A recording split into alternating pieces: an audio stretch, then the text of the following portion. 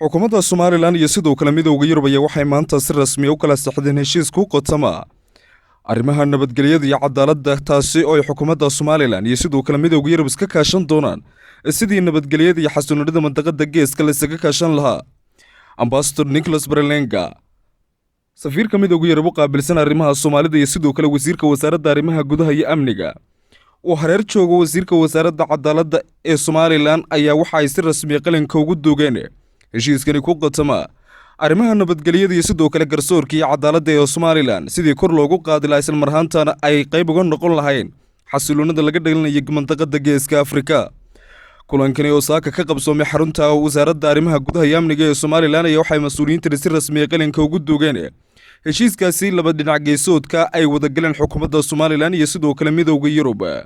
It's good for Somaliland to strengthen the rule of law program, and we will gain like the buildings, faculties and trainings as we have prepared in the letters or the building of the contract. In our office, Attorney General is the key of rule of law program. We are supporting the other institutions, and we are the keen for the participation of the for the other institutions such as the police, the courts, and the custodial courts, which we work together for the fighting against the crimes, such as the terrorism cases, piracy, human smuggling, and other crimes which are at this time we like to fight them. So welcome to your ambassadors and the other honorable ministers and the other institutions who have participated in this meeting. Welcome, and that's the word we can say today. Assalamu alaikum wa rahmatullahi wa barakatuh. maanta waxaa farxad weyn inoo ah mashruucii joint rule of law ee inta badan soo socday inta badan aynu sugaynay in gabagabadiisii iyo hirgelintiisii maanta saxiixiisii loo fadhiyo mashruucaas oo ah mashruuc muhiim ah una ah cadaaladda dalka ama bahda cadaaladda amniga iyo wasaaradaha kale ee xiriirka la leh farxad weyn bay runtii inoo tahay alxamdulillah baana leenahay maanta gabagabadii hadduu marayo ilmuhu foosha markuu ku raago Soomaalidu waxay u bixisaa raage marka uu dhashana laba wanqalood baa laga qalaa mashruucu waa raage laakiin maanta laba wanqalood baynu ka qalaynaa alxamdulillah waxa weeye gabagabadiisa haddaynu marayno waana uga mahad celinaynaa dawladda Sweden oo funds kale iyo EU-da iyo dhammaan intii ka soo shaqaysayba iyo shaqaale weynaha UNDP waan idin salaamayaa wassalaamu calaykum wa rahmatullaahi wa barakaatuh. Attorney General, I've named it all, I think. Welcome to Hargeisa, and we welcome the program, and I think it will help in many ways. It will help the rule of law program, which is participated by all of the courts, by the Attorney General, by the Ministry of Interior, and also, not least, Human Rights Commission. Thank you. xiriiryaha guud wasiirka arrimaha gudaha wasiirka qorsheynta qaranka wasiirka cadaaladda taliyaasha sare ee ciidamada gudoomiyaha xuquuqinsaanka unsom labada safiir ee ka kala socda EU iyo Sweden madaxda kale ee qaranka marti sharafta mudanta dhammaantiinba assalaamu calaykum wa rahmatullaahi wa barakaatuh. runtii sidii raggii iga horreeyay yiraahdeen waa kulankeenani waa mid runtii aan ka rajaynayno inuu ka duwanaado intii hore ee uu soo maray wuxuu runtii qorshe far badan oo ballaaran oo wasaaradaha iyo hay'adaha kala duwan ee qarankani uu leeyahay wax loogu qabanayo waa kamid ah sidaa daraadeed waxaanu rajaynaynaa inuu sidiisa maxaan rahay u hirgalo waana uga mahad celinaynaa safiirka EU-da iyo Sweden si gaar ah waxqabadkooda iyo waliba doorka ay ku leeyihiin ama ay ka qaateen waxa weeyaan in dalkan ay doorasho ka dhacdo iyo siday u daraynayaan nabadiisa iyo deganaanshihiisa iyo jiritaankiisa qarnimada Somaliland aad baan uga mahad celinaynaa soo noqnoqodkooduna waa uga mahad celinaynaa laakiin waxaan rajaynayaa inay wax walba si wanaagsan u dhici doonaan ka wasaarad ahaan annagu waxaanu ka mid ahayn dadkii waqtiga dambe ku soo biiray waayo wasaaradda xiriirka golayaasha iyo arrimaha dastuurka intii madaxweynahan cusub uu wadanka qabsaday ayaa lagu soo daray sidaa daraadeed waxa kaloo la hoos keenay hay'adda dib u habeynta shuruucda Law Reform Commission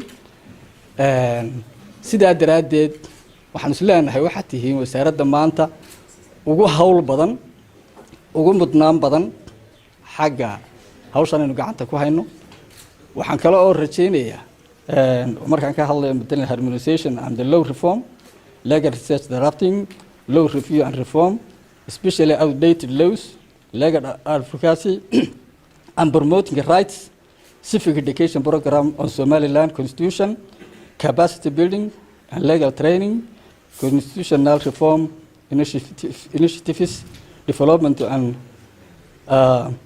drafting laws si kastaba ha ahaatee waxaan isleeyahay maadaama intiinaba ogtihiin kana qayb qaadateen dalkan in la doonayo sanadkan 2020 inuu galo doorashooyinkii baarlamaanka iyo kuwii golaha deegaanka annaga ka wasaarad ahaan maadaama nahay wasaaradda xiriirka golayaasha iyo arrimaha dastuurka door weyn oo muhiim ah baanu ku yeelanaynaa iyo hawlku talagalkeedu uu ka ballaaran yahay sidii aanu markii hore qorsheynaynay waxaan rajaynaynaa guud ahaan qarannimo iyo gaar ahaan wasaaradaheed baa inaad shuntii wax nagala qaban doontaan arrintaas aad iyo aadna waa u mahadsantihiin assalaamu calaykum waraxmatullahi wasiirka dastuurka iyo xiriirka golayaasha xiriiryaha guud wasiirka cadaaladda xiriiryaha guud jananada immigrationka booliiska iyo asluubta ambassadorka EU Nicholas Berlaga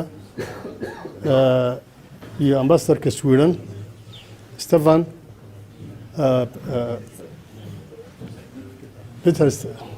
Peter Stefan Tillander sorry Simon Onsoma Maxamed Baruud madaxda kale ee joogta dadweynaha ka soo qayb galay iyo mudantaba assalaamu calaykum waraxmatullaahi wabarakaatu anagu markhaatuun baanu ka noqonaynaa maanta heshiiskan halkan lagu kala saxanayo waxaan aad iyo aad ugu mahadnaqayaa labada safiir ee EU-da iyo Sweden ilaa intii ay joogeen waa markii saddexaad aan ka soo qayb galo xaflad ama wax lagu kala saxanayo mashruuc lagu kala saxanayo ama mid lagu daahfurayo aad iyo aad baan ugu mahadnaqaynaa waxay noo muuqataa inay aad iyo aad dadaal weyn ka geysanayaan waddankan baahidiisa iyo sidii horumarkiisa ay qayb uga geysan lahaayeen waana mid aan u xasuusanayno aan u ognahay insha allahuna waxaan jecelnahay mustaqbalkana inay sii kordhiyaan oo sii dardargeliyaan waxay la tahay hawsha maanta halkan mashruucan saxiixiisu ka dhacayo waa mashruuc aad iyo aad loogu baahan yahay qarankuna ugu baahan yahay shacbi ahaanna loo baahan yahay aqoonteeduna ayaynu ku yar tahay loona baahan yahay inuu dhammaanteen hareeraha aynu ka taagnaano aynu ka wada qayb qaadanno intaasaan anigu kusoo gebagabeynayaa aad iyo aadna ugu mahadsantihiin wasalaamu calaykum waraxmatullaahi wabarakaatu. Maybe you recall the workshop where you were leading and there were police, both female and male police present, and there was discussions about the need to reform the police service and strengthen it. And Safar knows this well because he was there working to arrange this and work with the government to set it up. And the UN has played a very important role in this from the beginning. Also then when the Justice and Corrections workshop happened a few months after that. So it's 2 years ago that this started, and now there is a comprehensive rule of law program. And this is very important for several reasons. One is that it's easy for us as partners to support a program like this where we have a clear government lead and where the whole of the UN is involved in an integrated manner, and we as partners can support the program as a whole, not specific individual things, but rather a comprehensive long-term program. And this is how it should be, and it's particularly important in the area of rule of law, because security in any country depends very much on the whole rule of law chain. The police, courts, corrections, and overall the principles of human rights and respecting the principles of human rights. And I won't go into any more of that. Ministers have spoken already about the importance of this. But the significance of this year in Somaliland with the elections 2020 is considerable, because Somaliland will show both a starting point for a rule of law reform program and parliamentary election 2020. And this is a very important illustration of progress and democracy and how peaceful coexistence and security can be ensured. And I think maybe in other areas as well, it may be useful to look towards the possibility of comprehensive programs like this, maybe in the maritime area, where Sweden is engaged with some support through EU CAP and the European Union support through the Coast Guard. And maybe this is an area where the UN, together with EU CAP and European Union, can work with the government to see how one can get a comprehensive. And we are very happy to do this together with the European Union and Ambassador Nicolas Belanga. We are a member of the European Union, so we are working through different channels to support this program. But it's also a sign of the importance the European Union attaches to rule of law. But let me also say how important and the role of the UN and the integrated UN team has been in this work. And I think as Sweden, we are very proud always to work with the UN. It's a strong support for us globally and in our work. And we're also happy to have Police Tommy here working with the UN. We had previously Liban Sharif working with corrections. And we are very happy that we are part of the UN, and we are very happy that the UN is providing a strong support to Somaliland through this program and other means. So thanks, Simon, for your leadership on this, and thanks to the UN for your coordinated one UN approach to continue to support Somaliland on this. Thank you. The Attorney General, Your Excellencies, Ambassadors, ladies and gentlemen. I stand up now and I feel a little bit like the student who has not done his homework. In their introductory remarks, the Attorney General gave a very comprehensive background to the development of this program, which the Swedish ambassador shaded in the additional detail.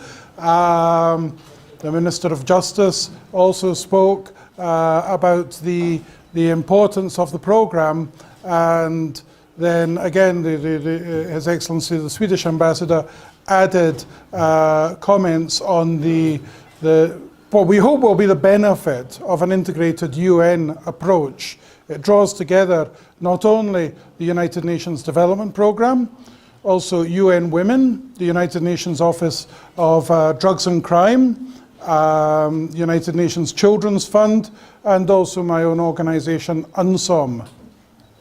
So when I say that I stand in front of you rather like the mischievous student who has not done his homework, basically everybody who has spoken has basically said what I would have said. So let me perhaps just look forward with a couple of brief comments. The breadth of cooperation amongst the different ministries of the government of Somaliland, the commitment of the international community reflected by the contributions from the European Union and from Sweden underlines the importance and the relevance of this. The challenge now for us in supporting the government, its ministries, its commissions, its professional staff, is to now just get on with it. We've had ample time to plan, we've had ample time to discuss, and as the Attorney General said in his opening remarks, it's now time to turn to action. We look forward to working with you. We look forward to working closely with the government. We look forward to keeping the Embassy of Sweden and the Office of the European Union informed as to progress. We appreciate that not only do the institutions of Somaliland, of the European Union and of Sweden have high expectations, but also do the public, or the population of Somaliland and the taxpayers of the European Union and of Sweden have very reasonably high expectations that this project should make something different, should make a change, should answer the question, why did we do this? We look forward to working with all of the partners around the table here today, and we look forward to getting on with that now. With that, we would thank the two contributing governments, or Government of Sweden and the European Union. We would thank them for their financial support, and we look forward to acting with them and with the government on this. Thank you. I'm really happy to have all of you here this morning. And that allows me to at least share with you one idea that I think it is very important, which is, please do not look at this intervention just as a list of gifts, as a list of Christmas gifts. And I know that Minister Kahim very soon will come with a list saying, we need that, we need that. Please think more strategically. Of course, there should be a list of things to reinforce the capacities. But there should also be this idea that my colleagues have already reiterated of working together, you working together, and us supporting you working together for the benefits of your citizens, for the benefits of the people of Somaliland. سفيركو وحيري مشروعا هو قادنين إنه يهي هدية سقط سالة سوق عتين هدية كريسماس كلاسكوسيو وأيو حيري ونوبنا إنه يشرو باهية قرن أو ليس أو لسو أو سيرت كسر سوق بسنتي باهية هاس قرن وحندون إنه بدلنا ومشروعا لو قاتل إنه نقضه مدحوجية إسكاش جينا قد حاجة سي دولة أيوة تاجرته شعبك رير سومالان مواطنين رير سومالان أو أعتقد كيف إذا سنة مشروعا لو تلاقى. And please do not look at this project that we are signing today as an stand-alone intervention. You know, all the partners around the table, we have been with you for the last 25 years, and we have the willingness and the engagement to be with you for another at least 25 more years. So this is only a step. Let's do it well, but let's keep it this global idea that we are working a long way together. مشروعنا يان لو قادن إنه يهي تاجرة كلي ميدوغا يوروب أي سينيان دولة سوماليلاند لكيسي شن يلاتن كيس نودن بيجي ميدوغا يوروب قرب تاجنا أو بربر تاجنا أو لسه سوماليلاند وحنا نجبو أن هذي نقول شن يلاتن خلاص صوص عدنا إن قرب تاجنا إنه لكيسي يان لو قادن تاجرة إني كوكوبان تاي تاجرة ميدوغا يوروب مشروعا كلي إن كوكوبان تاي إنت هو يكبلادن تاي وحين كوكوتن تاي إسكاشي لبدا دينا ودحية أو يوم الدنيا ودحية. We have a very sincere and open and frank dialogue with the government and with the civil society of Somaliland, and we look at the things in this comprehensive idea. And I cannot avoid mentioning that for this year there is this engagement of the elections, and this project may contribute to that. As the project, the Ministry of Planning and myself, we signed on Saturday with the civil society, or many other activities that we are developing these days. It's this idea of working together for the benefit of your citizens. سفيركو وحاول حوشيي مهمة إلى هاي وذا شقين تاس أو kusoo bilaabmatay wada shaqayn kusoo bilaabmatay wada xaajood iyo doodo ku saabsan sidii loo wada shaqayn lahaa oo mashaariicdan midowga Yurub ay fulinayaan wada shaqayn lahaayeen sidoo kale safiirku hoosta ka xariiqay muhiimadda ay mashruucan u leeyahay Somaliland oo iyo doorashooyinka Somaliland iyo taageerada midowga Yurub uu siiyo dawladda Somaliland ee mashaariicda kala duwan isagoo taalo soo qaatay wasiirka qorsheynta mashruuc ay wada saxeexeen oo ku saabsan taageerada ururada bulshada Somaliland dhammaan mashaariicdaasi waxay qayb ka qaadanayaan si ay u xoojiyaan wada shaqaynta iyo iskaashiga ka dhaxeeya dawladda Somaliland iyo midowga Yurub. So please be sure that we will be close to you in the next month, in the next year, to your services, and we will put all of our strength as EU member states, as EU CAP, as others, will put all this together really to work with you, with all of you in your institution, again to develop this vision about Somaliland. Thank you very much. waxaad xisaabta ku darsataan in midowga Yurub dawladaha xubnaha ka iyo hay'adaha midowga Yurub sida EU CAP ay la shaqeynayaan iyo garab taagan yihiin sidii Somaliland hay'adaheeda kala duwan ay ula shaqeyn lahaayeen mid walba baahiyaha iyo waxqabadka ay doonayaan ay u garab istaagi lahaayeen. Thank you. Mahasani. labada safiir ambassador midowga Yurub iyo safiirka dalka Sweden xeer ilaaliyaha guud madaxda hay'adda UNSOM oo ka wakiila jamaacadda qormaha ka dhaxasay hay'adda UNDP Tom oo ah sarkaalka in nagala shaqeeya arrimaha ciidamada booliiska iyo ciidamada kalaba generaalada taliyaasha ciidamada gudoomiyaha hay'adda xuquuqul insaanka xubnaha wasaaradda daakhiliga ee shirka fadhiya. Assalaamu calaykum waraxmatullaahi wabarakaatuh. I would like first of all to thank for the two ambassadors of the EU, European Union, and ambassador of the Swedish government who very much work with the Somaliland government and who were participating in many events of developmental programs in the Somaliland government. In this occasion, we are signing today this project of the rule of law, and as the ministers and the two ambassadors said, this is the base of the governance of Somaliland and anywhere in the world. If you have a security, then you will have a good governance working in every area. As you know, the two ambassadors are not new to Somaliland affairs, is that the Somaliland government, it spends almost 40% of its budget with the security organs of Somaliland. And as they say, where there is water, there is life. Where there is security, there is an working institutions of the government. And in our location as Somaliland government, we share borders with Djibouti, with Ethiopia, and with Somalia. And we have almost something like 850 kilometers of coastline. We are facing mainly the Gulf of Aden.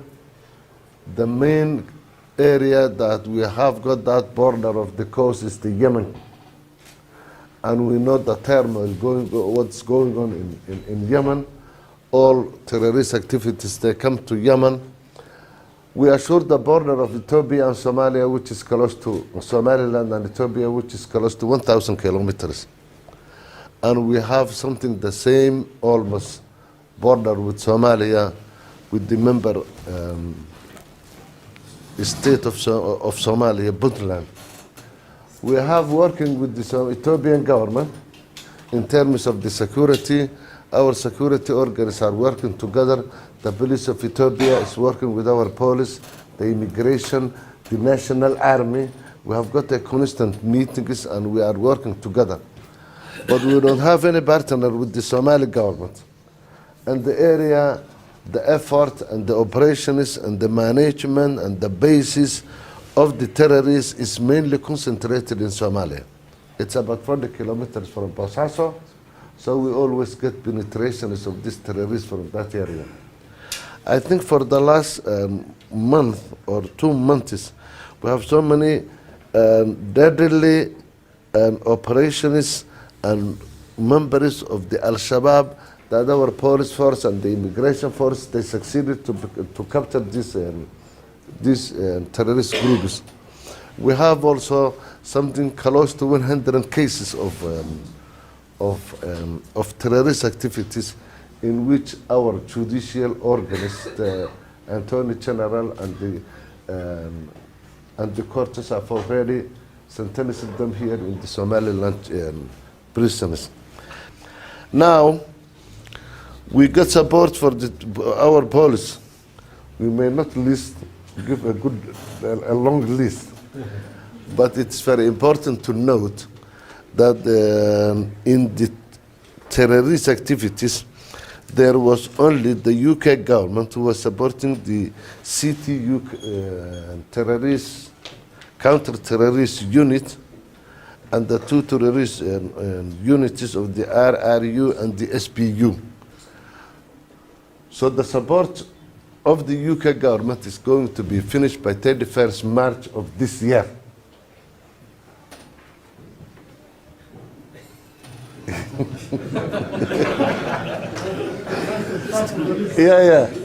Of this year. So I think it is ambassador. It's waiting the EU member states, including the EU ambassador, in order to substitute the aid of the UK government for the terrorist unities of Somaliland.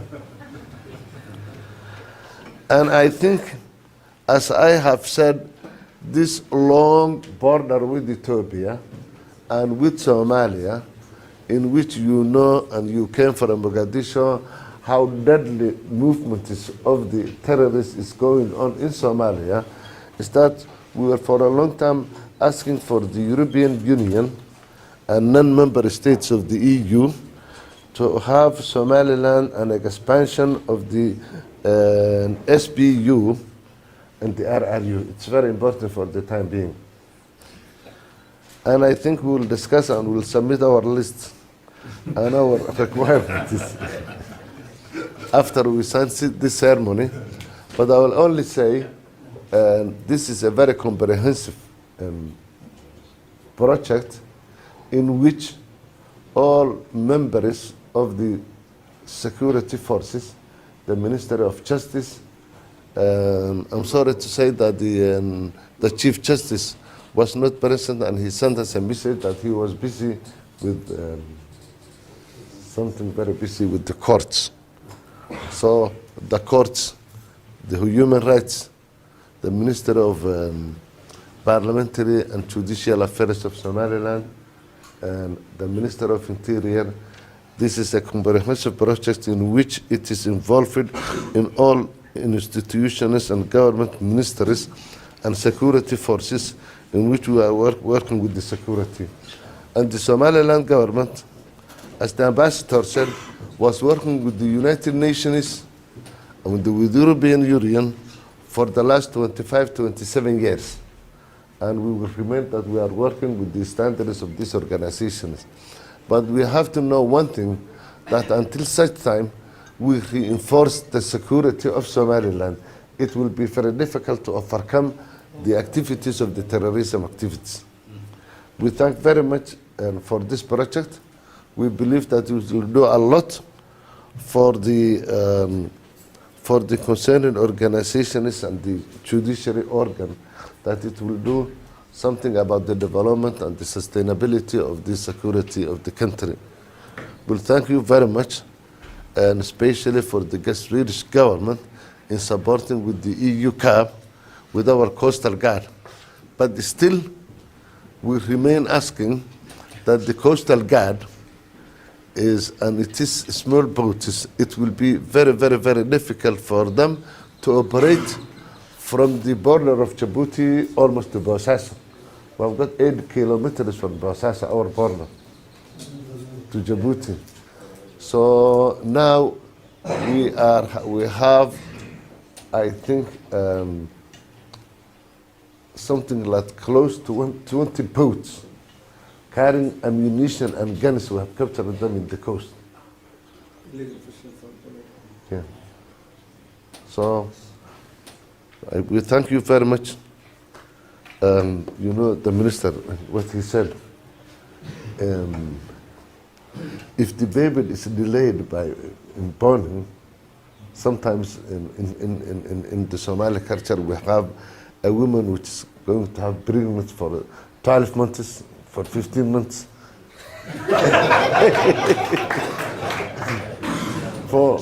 For the normal circumstances of a baby born in this time, we have a ceremony. But when the baby is delayed, we have 2 ceremonies. So the minister said this project has been delayed for 2 years, so now we need 2 ceremonies. We thank very much, and we work closely with the Minister of National Planning for the coordination of these projects. We'll be working with your organization, Simon, the UNSOM, the UNDP, and we will remain working with them. So this organization, including the Human Rights Commission, they are working together.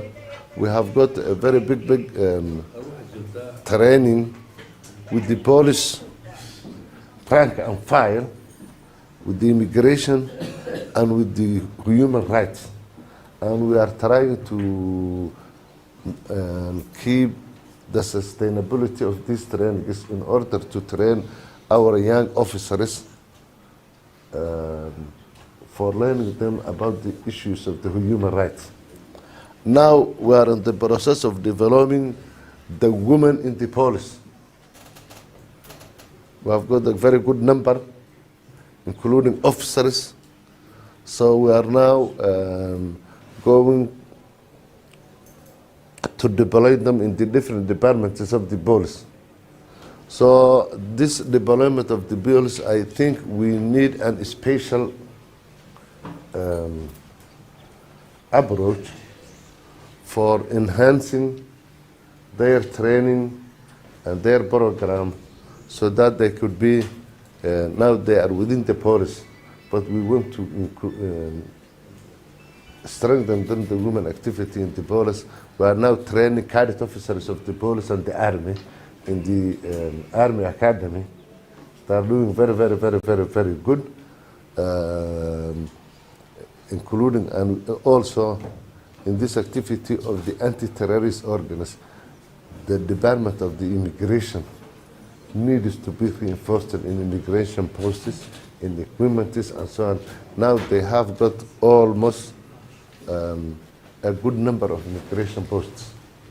So, one thing I think I will conclude with one thing is that Berbera in history was in a very long time was a hub in human trafficking in the about 200, 300, 400 years. So we have this problem of human trafficking within the borders of the neighbor countries. So that's why we need that to enforce the immigration department, that immigration department. We thank you very much for the support, and personally for the 2 ambassadors. They are very closely working with the Somaliland government. They are spending a very good time of their time in Somaliland, in the Coastal Guard, in the immigration, in the Ministry of Justice, Custodial Guard, Ministry of Interior, with its Minister and Police Forces. We'll be working with you, and we thank you very much.